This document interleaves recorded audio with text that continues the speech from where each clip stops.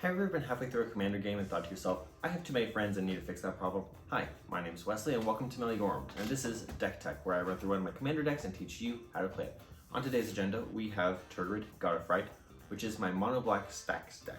Without any further ado, let's go ahead and get into the deck. Tergrid revolves around the concept of sacrifice and discard. Tergrid states that whenever an opponent sacrifices a non-token permanent or discards a permanent card, you may put that card from a graveyard onto the battlefield under your control.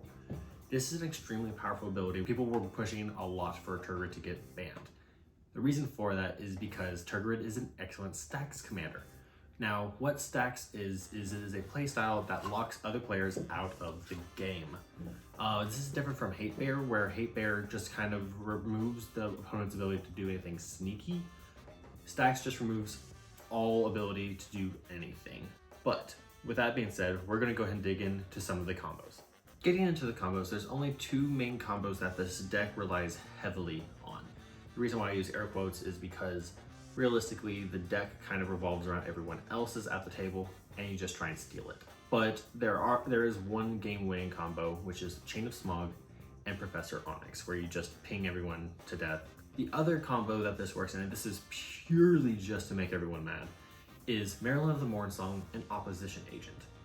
That does not create an infinite combo, but that creates a board state where I can tutor whatever I want, and also everyone else can only get lands, or whatever I choose if I'm feeling nice, but everyone's getting lands. Now, with that in mind, let's go ahead and move on to some of the weaknesses. There are two main weaknesses whenever it comes to this deck: spell slinging decks and token decks.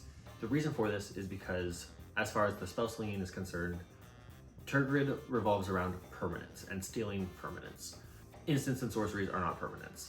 Aside from that, spells aren't really that big a problem. Whenever it comes to tokens, tokens are a little bit more of a problem because a lot of Tergrid revolves around sacrificing creatures. Now, token decks produce a lot of tokens very, very quickly and allow the person playing the token deck to kind of just get rid of their tokens instead of the items that they want to...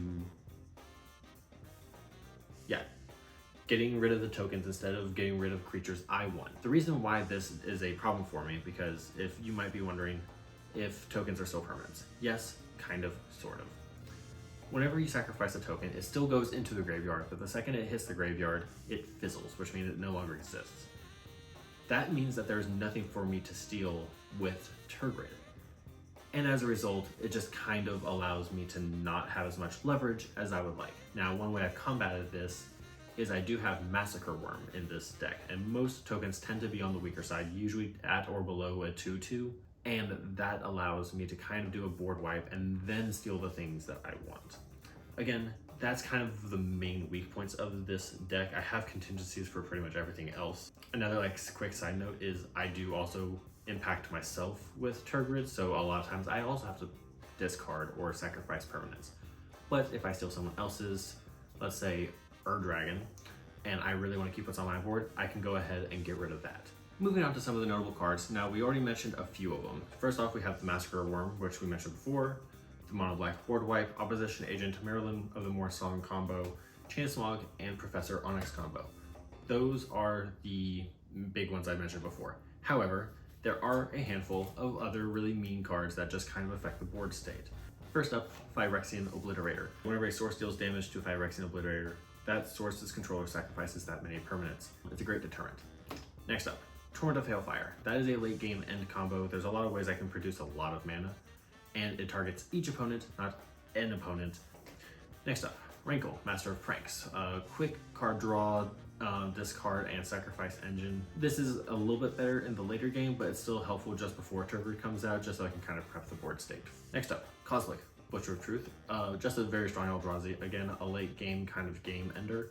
The big thing on this one is the Annihilator Vortex, which basically states that whenever he attacks, the opponent that I am attacking sacrifices 4 permanents. If Tergrid is out, I get those 4 permanents, which is super nice. And then, last but not least, we have Shieldred, Whispering One, which on my upkeep, I return a creature from my graveyard to the battlefield, and also each opponent on their upkeep sacrifices a creature, I believe? Yeah, sacrifices a creature, which I would turn around and get. Those are the big notable cards that are kind of game changers slash enders. Now, there's a couple others that are just in here for flavor. First up is Darkness, which is the mono black fog, just in case of emergencies.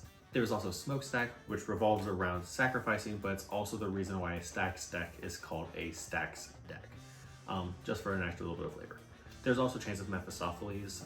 This was just a really fun card. I have this one proxied out because I can't afford the original just yet. However, it's still a really fun card, and I wish it wasn't so freaking expensive. Now, I didn't go through every single card because that's a little extensive and tedious, and you don't want that. So I did put a comprehensive deck list in the description below if you want to go check that out. However, that is the general gist of this deck and Stax strategy. If you have any questions, make sure to drop them in the comments below. And if you like this video, make sure to like it and subscribe, as that does help out the channel substantially. But that is it for this video. I hope you all enjoyed, and we'll learn something new in the next video.